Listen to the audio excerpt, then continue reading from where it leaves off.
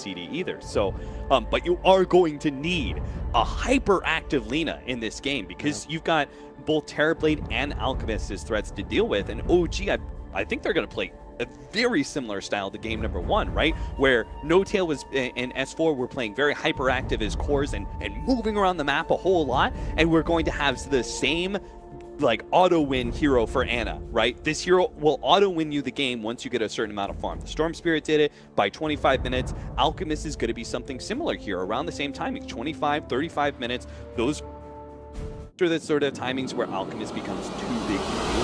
So I am not fully convinced in Wings' lineup. I think OG does have a bit of an edge, but I don't think it's massive.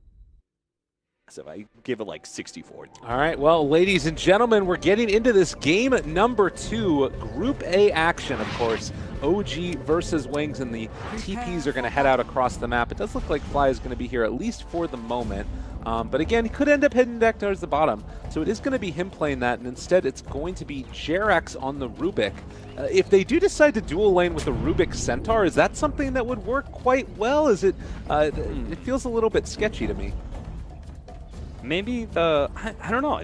Don't think Visage deals with Abaddon any better than Rubik, because you now don't have a disable at all, but also Grave Chill is removed by Aphotic Shield. So I really thought that Visage would have been the aggro lane hero, but I must not know something it still about could this. change. Yeah, we'll keep our eyes on it. That's kind of interesting. But in the meantime, we do also have, of course, the Ana playing this Alchemist, goes out with a ton of regen. Have we seen, I remember that last game we saw the Poor Man's Shield changes where Terrorblade went out with the double slippers. This time he's starting with the completed one. Sorry, just real quickly, I realized it's kind of obvious, right? It's because you're a Shadow Shaman, right? You have to have a disable, right? Of course, you're on it. You know what's up. So I was just like, that doesn't really make too much sense, but if you don't have something to remove Shackles, Shadow Shaman is a very strong laning phase hero. So, but you were talking about the PMS for Centaur Warrunner. Yeah, it was interesting because, well, you've got one on the Centaur there that he's not going to be able to finish it. He's just got the Poor Man's Shield or the Stout Shield instead, right. Since the side chop isn't working that way anymore. So I'm kind of, I think that's something else to keep on our minds is the way that those changes are going to affect the early starting builds too. I think it's because the reason he did this is because he's facing a lot more magic damage from Rocket Barrage. So he feels like he needs the extra regen to have a constant presence in lane, rather than using the efficiency of the Poor Man's Shield against the right clicks of the Luna. Oh man, and why? Gonna potentially be first blood here. S4 on top of him, gonna be going for the right clicks, and there is no way out of that one. Jerax is actually gonna be the one to draw first blood. This is not a sit-in tri-lane. S4, nice block off there. They got the shackles to boot, and that should be S4 most likely going down. Right clicks, yeah, it's coming through. They got him. But now going to pull Gyrocop to the other side. Shadow getting a little bit of harassment from Jerax for his trouble. I was about to say, like, if they had planned out the Gyrocopter as fifth pick, it does give a lot more relevance to the Earthshaker. Gyrocopter more than most extra farm, and he couldn't win the game for them. Not nearly in that 15-minute mark he needed to. Back mid, they're going to try and bring down Blink here. He's dropping somewhat low. Wolfson is going to be able to find that kill in the end. So a nice pickup for Fly. They had a ward in the area as well, and we could see that Blink was just trying to play it as close to the belt as they could as we ended up getting a kill down bottom as well. Another Shackles combo, and Shadow picks one up for himself. Actually, is why they got the final touch. Nice. It's always going to be questionable for S4 if he doesn't have a support behind him showing up in lane. Just because we go for the juicier target in Shadow, who is about to be lifted now, pulled back into the hook stomp, trying to get it. They go for the double edge, Soul Assumption to finish, and now Y needs to get out of here. The fissure block to save the day from him at least, but still losing your Gyrocopter there hurts a lot. It certainly does. I want to see Faith Beyond. I know he's really enjoying this off-lane farm, but I do want to see this Abaddon try and get a little bit more hyperactive and be a little bit more preemptive in joining his carries and such for these potential teams. I know that was a smoke rotation, it kind of caught him off guard, but I think in the future they should try and use this Abaddon to group up a little bit more. OG is really taking advantage of Wings when they're split up like that. You know, it just seems like they have a knack for being able to find these openings in the laning phase, and I'm punishing Wings really hard for it. The static laning phase is still going fine for Wings. You know, naturally they have a CS advantage in almost every single lane, just because of the matchups, but if they lose Shadow again here... Oh, they're trying to get it. They're just out of range, though. They were pinging that the Shrine was over there, and it looks like mid they're going to be going on to Ana. They'll be able to bring him down, so missing a kill on the Gyrocopter in the bottom and killing off the Alchemist. A nice series of events there for Wings. But not be too far forward to get caught. I got you there.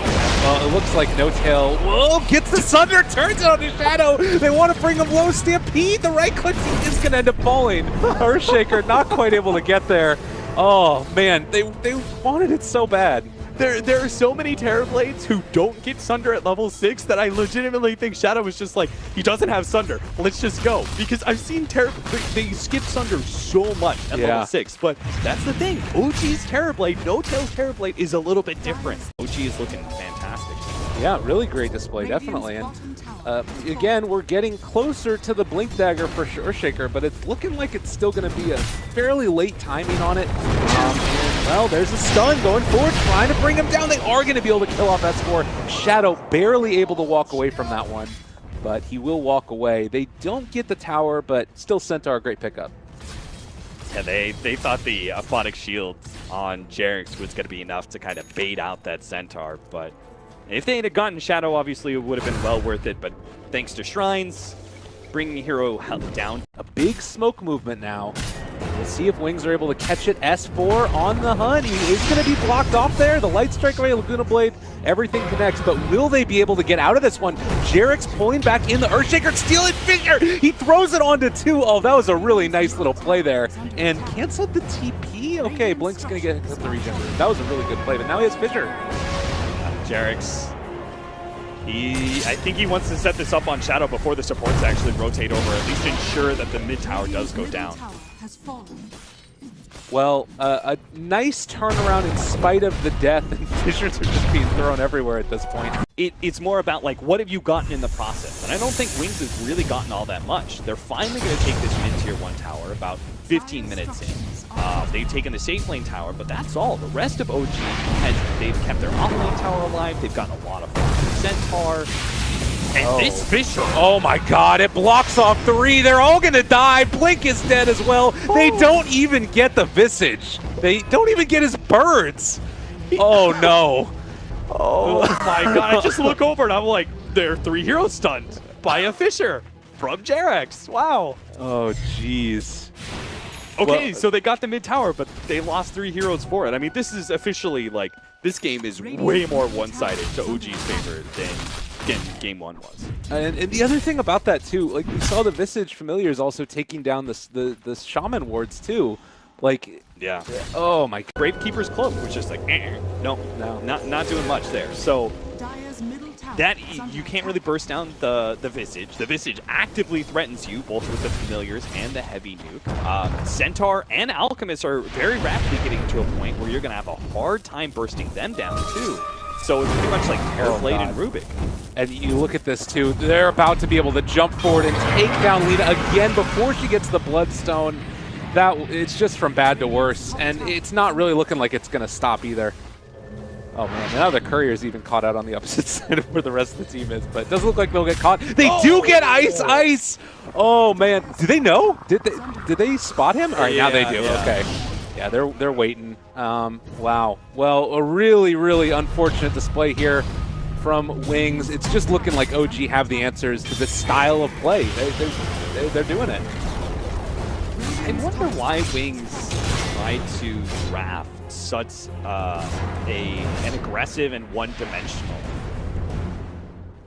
draft in both Game 1 and Game 2, right? Game 1 was very push-heavy and team-fight-heavy. This time around, it's a lot more pick-off-heavy and some team-fight with a little less pushing power, but both lineups are very one-dimensional and early-game focused, and they just lose the laning. We'll have it for the next fight. Nice. You got to throw down that enchant totem a little bit more. Yeah. It's difficult, to be fair. Like, it's really hard not to. Oh, he's gonna fuck him God, they got 2! Oh no, Faithion is on the wrong side as well. That's gonna end up being 3 dead. A great combination. Maybe Faithion gets out, they throw out the Echo Slam. Is it gonna be enough? S4 running away, he's not quite going to drop.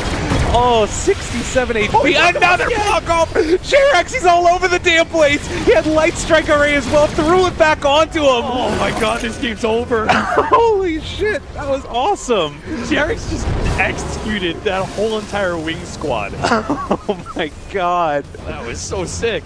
All right, well, Lena's back up again in a second, but it's not going to do him any good. This is going to be a lane of barracks. What a great display. And again, it was a combination of things. It was also, they're going to drop the wards here. They need to do something. Something has to give at this point. Jerax throws the Light Strike Ray back at Lena, and they should be able to escape from this one. Everybody teaming out together. Oh, baby. Well, you've them in net worth. That really sets the nail in the coffin, you know? Like, you can't afford to have the secondary carry of an Alchemist lineup be higher net worth as well. I'm not sure if any comeback is really possible, but we'll see. They do have really strong team fight abilities to be used. If OG makes a mistake, right? Yeah. If they step up to the tier 3s a little bit too early, if they clump up a little bit too much, they could lose a critical team fight and give away the significant lead that they have right now. I just find it unlikely given OG's play so far. I think they've played near perfect in game 1 and pretty much perfect in game 2. All right, well, Blink Dagger is there for Ice Ice, so if there was a moment to strike, it would be right now. Why? Also in the area, they spot out an illusion, and now going to have their eyes on to Fly. Fissure from afar, they end up connecting it, and that should, well, maybe be a pickoff.